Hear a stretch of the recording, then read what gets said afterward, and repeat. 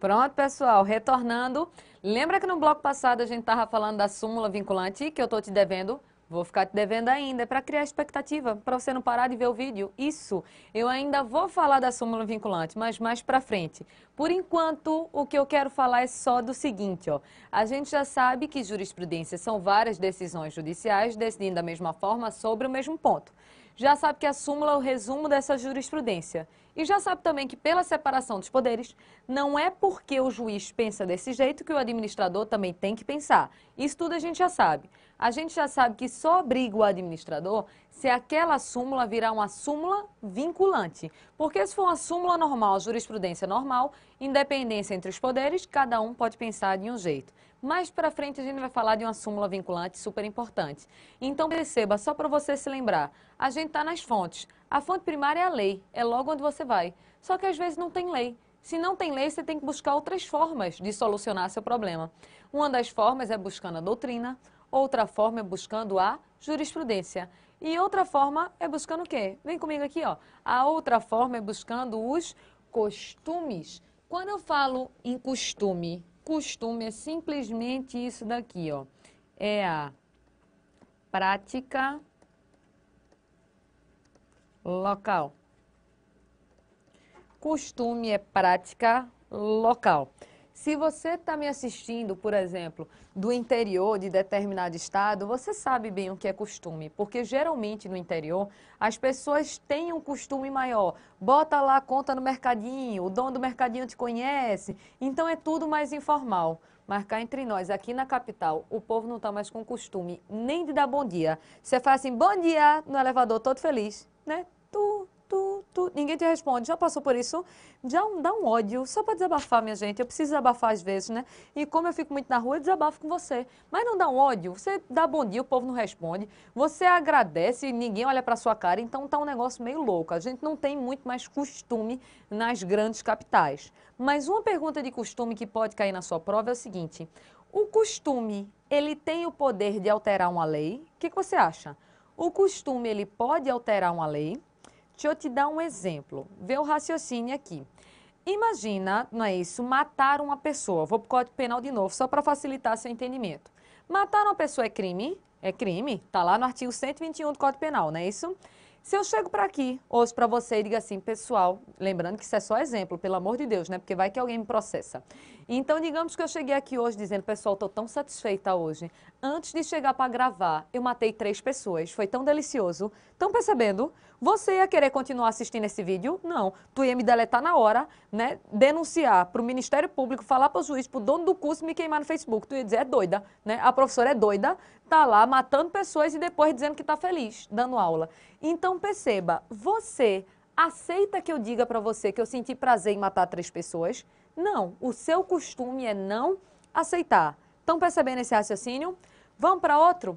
Jogo do bicho, minha gente, é contravenção penal? É, não é isso? É uma espéciezinha de crime, menorzinho, mas é uma contravenção penal. Mas imagina que eu cheguei aqui para você hoje e disse, menino, tu não acredita, eu sonhei com a borboleta, joguei 10 reais na borboleta lá no jogo do bicho e ganhei 1.000 reais. Você ia ficar com raiva de mim? Muito provavelmente não. Você ia ficar com medo de mim? Não. Tu ia dizer, oh, que massa, vou começar a sonhar com bicho para jogar também, não é não? Estão percebendo? Mas veja, o seu costume é aceitar mais essa prática. Não estou dizendo que você faz, mas o jogo do bicho, querendo ou não, ele é mais aceito pela sociedade. Você não fica inimiga de ninguém pelo simples fato dessa pessoa ter ganho no jogo do bicho, porque jogou na borboleta e deu borboleta. Não sei nem se tem borboleta, mas porque sonhou com a borboleta e ganhou 1.000 reais na borboleta. Estão percebendo? Mas o fato de as pessoas aceitarem mais a prática do jogo do bicho fez com que o jogo do bicho deixasse de ser proibido no Brasil? Não. Estão percebendo a diferença? Então, existe uma lei dizendo que o jogo do bicho é uma contravenção penal. O fato da população aceitar altera a lei? Não. Ela continua sendo uma contravenção do mesmo jeito. Sabe por quê? Porque só quem altera a lei é outra lei.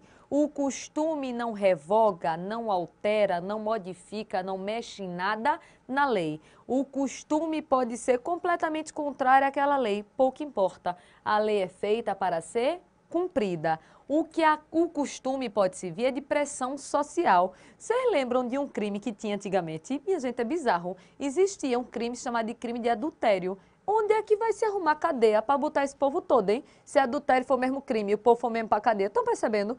Então, isso daí foi caindo tão no desuso, tão no desuso, tão no desuso, que veio uma lei, pum, revogou o crime de adultério. Mas foi uma lei, o costume só civil de pressão social. Estão percebendo? Então, qualquer questão de prova que diga que a jurisprudência altera a lei, que a doutrina altera a lei, que o costume altera a lei, é falso, porque só quem altera a lei é outra lei. Então, a gente já viu vários tópicos, vários nomes, está mais viajada essa primeira aula. A parte prática mesmo vai começar quando a gente chegar em princípios, mas eu quero te fazer uma pergunta.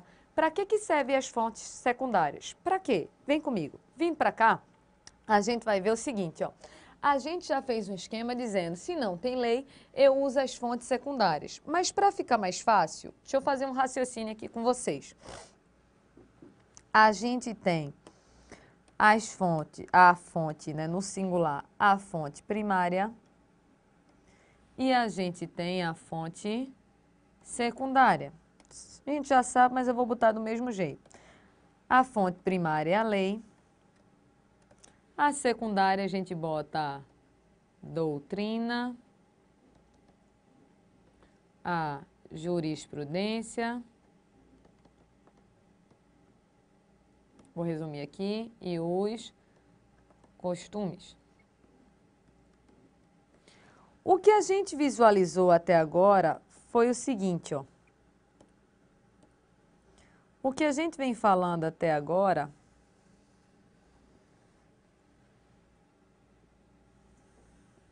ficou reto não, né, pessoal? Mas valeu a intenção. Então, aqui, ó, você sempre vai logo na fonte primária. Você procura logo a lei. Então, você vai atrás da lei. Só que tem um problema. A lei, às vezes, ela não existe. Quando a lei não existe, a gente diz que aqui, nesse caso, tem uma lacuna legislativa. Lacuna legislativa. Professor, o que é lacuna? Ausência, omissão, buraco. Então, lacuna é ausência. Legislativa é de quê? De lei. Então, lacuna legislativa é exatamente isso, ó, é não ter lei. Se não tem lei, eu busco as fontes secundárias. E para que serve a fonte secundária? Para suprir a lacuna legislativa. Estão percebendo? Então, a fonte secundária, nesse meu exemplo, serve para suprir a ausência de lei. Ó. Eu busco a fonte primária, só que ela não existe. Então, eu busco agora outros meios. Eu busco a fonte secundária. Para quê? Para suprir a lacuna legislativa. Foi nesse exemplo que a gente estava trabalhando até o momento. Só que a fonte secundária ainda tem uma outra função. A outra função é o seguinte, ó. Às vezes tem uma lei, só que tem um problema. Você não entende o que ela fala. Sabe quando é que você se sente assim? Quando você está estudando licitação. Parece que quanto mais você lê, menos você entende. Mas não se incomode não, a gente vai aprender todos os tópicos aqui. Então existe a lei, só que você tem que fazer um trabalho de interpretação dessa lei. Ela sozinha, ela não adianta de basicamente nada. Então perceba, você tem, por exemplo, a lei de licitação. Você leu, não entendeu. Leu de novo, não entendeu de novo. Leu de novo, não entendeu de novo. Estão percebendo? Aí, se você pega um livro, pode ser que esse livro ele te ajude a entender melhor? Pode. Pode ser que a jurisprudência te ajude a entender melhor? Pode. Então, perceba, para que serve, nesse caso, as fontes secundárias? Para fazer um trabalho de quê? De interpretação. Então, o livro te ajuda a interpretar, o costume te ajuda a interpretar, a jurisprudência te ajuda a interpretar. Então, essas fontes secundárias, elas têm duas missões. Primeira missão é suprir a ausência de lei e segunda missão, fazer uma interpretação a essa lei. É para isso que servem as chamadas fontes secundárias. Então, o que que a gente analisou até agora? A gente fez uma viagem histórica, a gente falou de conceito, função típica, função atípica, falou de fontes, falou de doutrina, jurisprudência, costumes, falou para que serve fonte primária e fonte secundária. E agora a gente vai para um assunto chave. Você entendendo bem esse assunto daqui de princípios, é o tipo do assunto que vai acontecer o seguinte, ó. Se você entender bem ele, até para chutar na prova, eu não quero que você chute não, eu quero que você faça sabendo. Mas se porventura você tiver que chutar, chutando embasado em um princípio, fica mais fácil de você acertar. Então, vem comigo nesse tópico. Vindo para cá, a gente vai pegar nosso material aqui. Deixa eu andar mais, para a gente ir agora para a parte de princípios. Nisso daqui a gente vai gastar um tempinho falando. Vê só o raciocínio aqui, ó. Alguns editais de concurso, eles estão complicando até na hora do edital. De vez em quando o edital está vindo com esse nome aqui, ó, regime jurídico administrativo. Regime jurídico administrativo. Eu me lembro que teve um grande concurso aqui em Recife, que foi o concurso da Assembleia Legislativa, em que o edital ele veio falando em tal de regime jurídico administrativo. Aí tinha um monte de gente, um monte de concurseiro que ficou doido dizendo, professor, o que diabos é isso? A gente estudou? Estudou, porque olha, regime jurídico administrativo é um conjunto de normas e de princípios. Regime jurídico administrativo é o conjunto de normas, é o conjunto de princípios. Só que vamos traduzindo.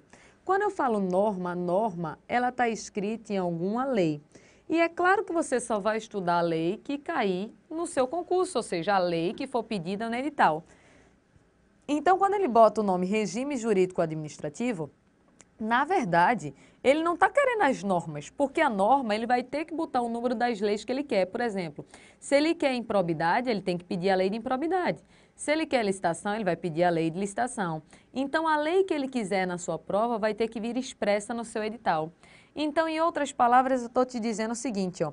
Quando cai regime jurídico administrativo, na verdade, o que ele está querendo é que você estude o que os princípios. É só um jeito mais complexo de falar algo simples. Então, apesar do regime jurídico administrativo ser o conjunto de normas e princípios, quando pede isso no seu edital, ele está querendo o assunto disso daqui, ó, o assunto dos princípios, que é o assunto que a gente entra agora nesse tópico. Aí vê o raciocínio. Aqui, esses princípios, eles podem ser de duas espécies. Eu tenho princípio expresso e eu tenho princípio implícito. Então, esse princípio pode ser expresso, esse princípio ele pode ser implícito. O que é algo que está expresso? Algo que está expresso é algo que está escrito. Algo que está implícito é algo que não está escrito. Então, vamos numa linguagem muito simples. Algo expresso é algo que está escrito. Algo implícito é algo que não está escrito. Aí vamos facilitar fazendo uma análise aqui, ó. Não se incomode de estudar o princípio agora que já a gente chega. Mas assim, quando você vai lá no artigo 37 da Constituição Federal, que a gente vai estudar daqui a pouco, ele fala que a administração deve obedecer a alguns princípios. Dentre eles, fala, por exemplo, no princípio da legalidade. No princípio da legalidade, que a gente vai estudar já.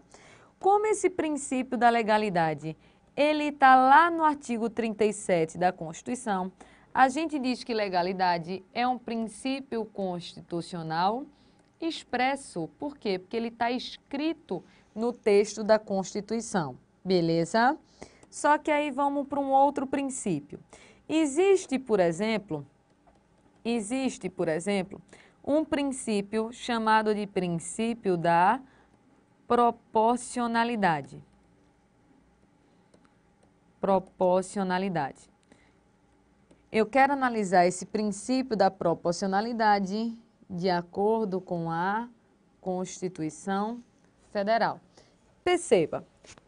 Numa linguagem fácil, o que é proporcionalidade? É atuação adequada. atuação sem excessos. Exemplo simples. Se você tem um filho e esse seu filho chega com um boletim em casa, e quando você pegou o boletim dele, a maior nota era 1,8 em religião. Repense, não é isso? 1,8 em religião. O resto era menor do que isso. Vê a desgraça que tá. É proporcional que você diga nada de videogame, nada de internet até melhorar as notas? Eu, Ana Cláudia, acho que é proporcional, porque em primeiro lugar eu estudo. Então, para mim seria proporcional tirar o videogame, tirar a internet e até ele melhorar as notas. Beleza. Agora é proporcional tu pegar um lápis, furar o olho dele, cortar o braço dele e espancar até o menino morrer? Taca, gota, por causa de um boletim, também não é para tanto. Estão percebendo? Então, proporcionalidade é atuação adequada, atuação sem excessos, dentro do limite do necessário. Só que tem uma questão. Você pode procurar na Constituição que você não vai achar o princípio da proporcionalidade escrito. Você vai ver em várias passagens da Constituição que o legislador ele quer que o administrador e que as pessoas ajam de maneira proporcional, de maneira sem excessos, mas não está escrito na Constituição. Então, proporcionalidade é um princípio que existe, mas não é um princípio constitucional expresso. Se não está escrito, a gente chama de princípio constitucional o quê? Implícito. Bora anotar isso daqui. Então, anotando essa parte, a gente vê que a proporcionalidade em relação à Constituição é o seguinte, ó. Como ela não consta escrita na Constituição, o princípio da proporcionalidade é um princípio implícito, é um princípio implícito. Então, olha, o que está escrito é expresso. O que está não escrito vai ser implícito.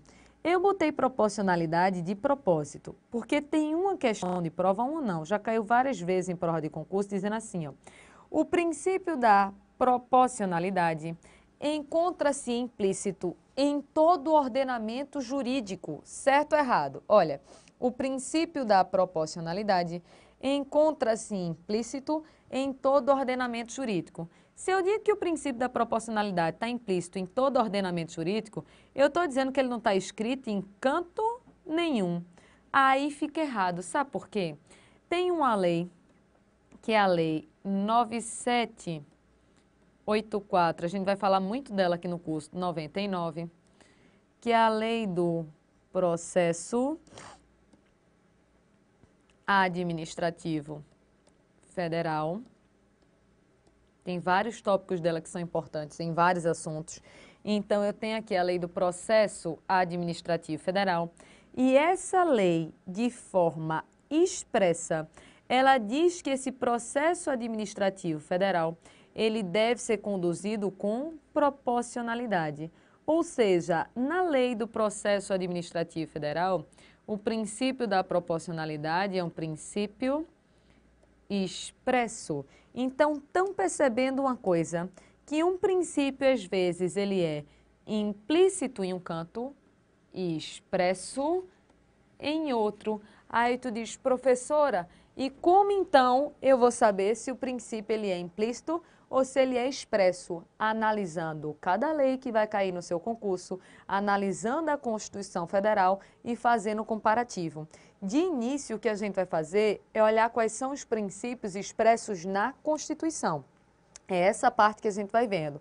Quando a gente for chegando na parte das leis, eu vou dizer, pessoal, além daqueles da Constituição, existem esses princípios aqui também, que aqui na lei são expressos, na Constituição, por exemplo, são implícitos. Então, a gente vai fazendo paralelo até o final do curso. Princípios é um assunto que eu começo hoje, só que eu só paro na última aula. Na última aula é que eu paro de falar de princípios, porque eu preciso deles até o fim do curso. Então, estão percebendo? A gente já sabe o que é expresso, já sabe o que é implícito. Só que eu tenho uma pergunta para você. É a seguinte, ó.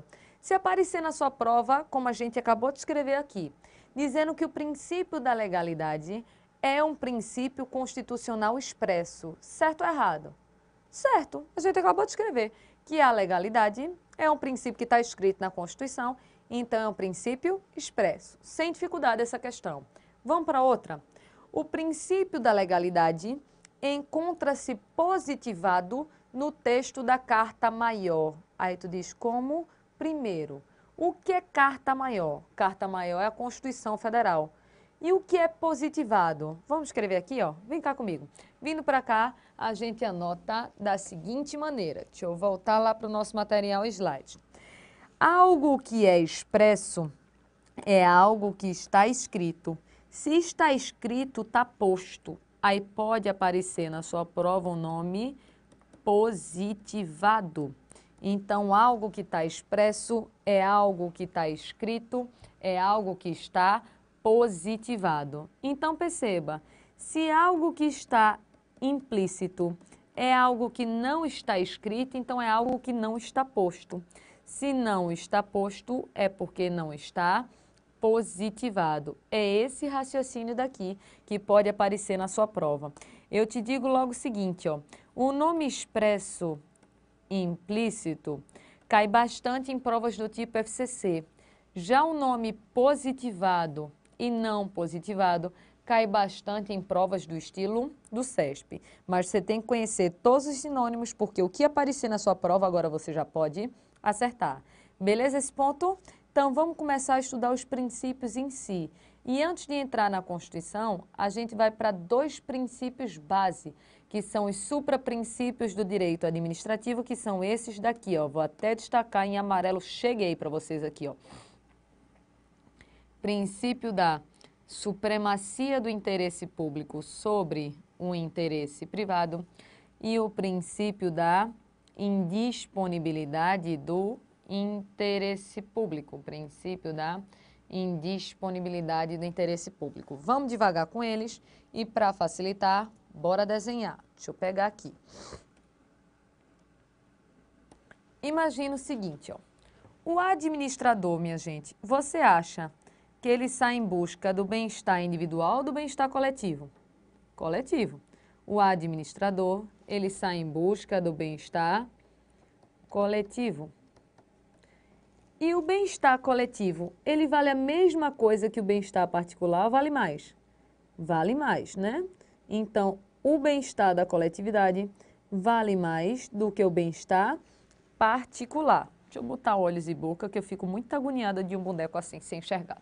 Então, o administrador, ele sai em busca do bem-estar coletivo e esse bem-estar coletivo, ele é superior ao bem-estar particular. Olha o raciocínio. O interesse coletivo, ele aparece na sua prova sendo chamado isso daqui, ó, de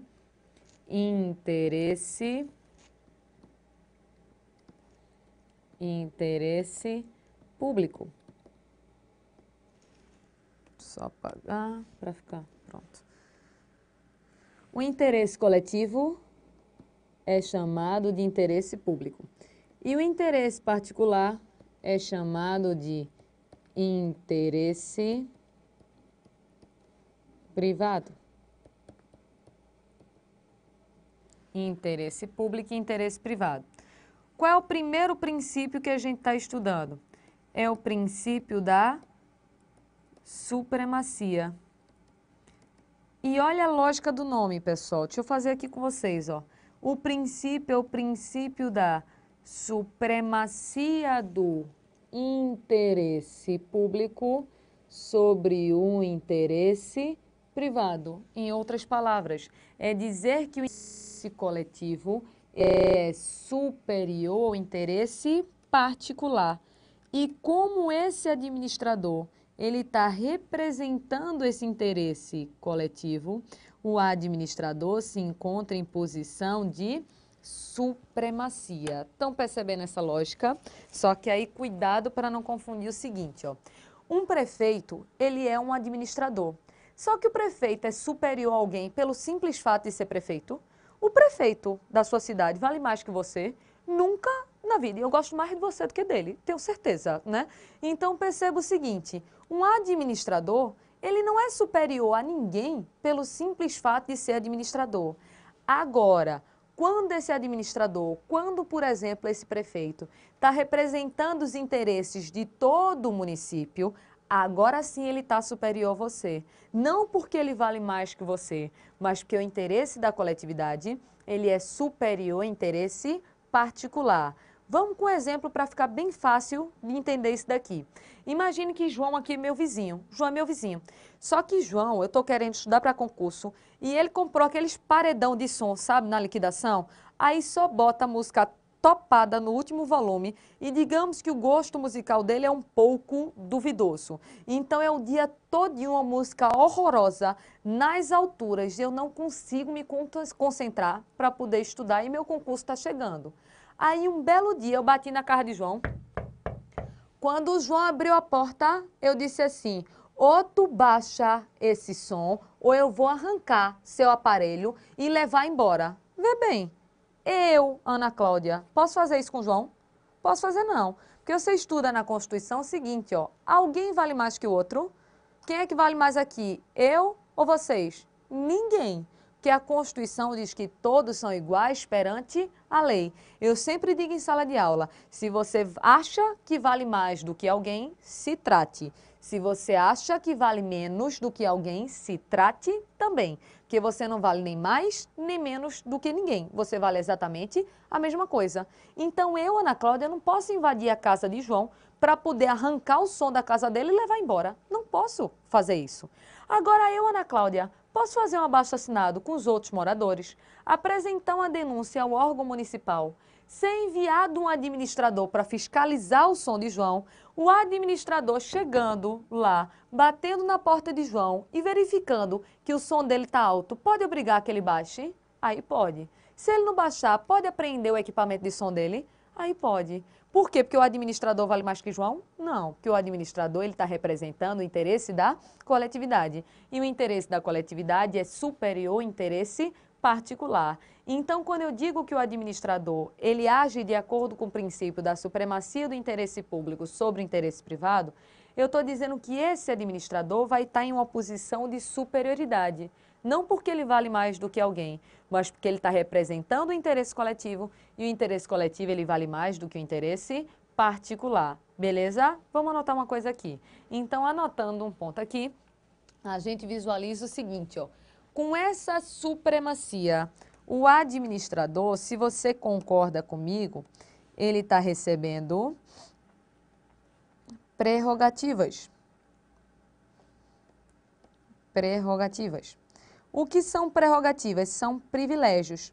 Então, eu vou dar alguns privilégios ao administrador para que ele consiga alcançar o bem-estar coletivo, sendo repetitiva e chata. Eu não estou dando privilégios porque ele é administrador.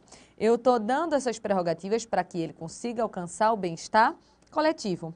Só que junto da supremacia tem que vir um outro princípio, que é o princípio da indisponibilidade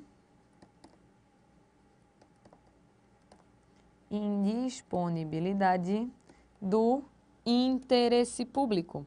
Só que o que danado é indisponibilidade do interesse público? Vamos entender a lógica da palavra para poder ficar mais fácil. Eu vou voltar para o desenho, tá? Não se preocupe, já já você dá o print completo. Só que aqui no slide a gente já sabe o seguinte, ó, que existe o princípio da supremacia. Com esse princípio eu estou dando prerrogativas ao administrador. Só que tem outro princípio que é o princípio da indisponibilidade. Só que esse nome indisponibilidade não é um nome que você usa no dia a dia. Então vamos primeiro saber o que danado é poder dispor. O que danado é poder dispor. Vê o raciocínio. Imagina que esse celular aqui é meu. Esse celular é meu. Eu, se quiser, posso dar de presente para você? Posso. Se eu quiser, posso vender para você? Posso. Se eu quiser, posso quebrar... Meu Deus me livre, mas posso quebrar no chão? Posso. O celular é meu. Eu faço com ele o que eu quiser. Agora, por exemplo, essa canetinha bonitinha aqui de escrever no slide, ela pertence ao curso, ela pertence aqui, eu vou passar.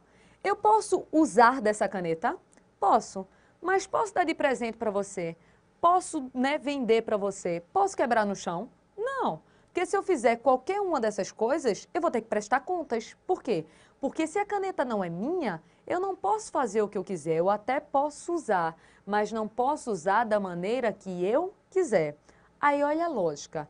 Poder dispor é poder fazer o que você quiser. E você pode fazer o que você quiser quando você é o dono. Então, se eu, no caso da caneta, eu não sou a dona, é porque eu não posso fazer o que eu quiser. Se eu não posso fazer o que eu quiser, eu não posso dispor. Vem comigo para tu ver como se encaixa isso daqui, ó. Então, quando eu digo que eu posso dispor, eu digo que eu posso fazer o que eu quiser. Se eu não posso fazer o que eu quiser, é porque eu não posso dispor. Se eu não posso dispor, para mim existe o quê? Indisponibilidade. Então, que danada é indisponibilidade? É não poder dispor, é não poder fazer o que você quiser. Então, eu te pergunto, um governador pode usar do dinheiro público? O que você acha? Te respondo no próximo bloco.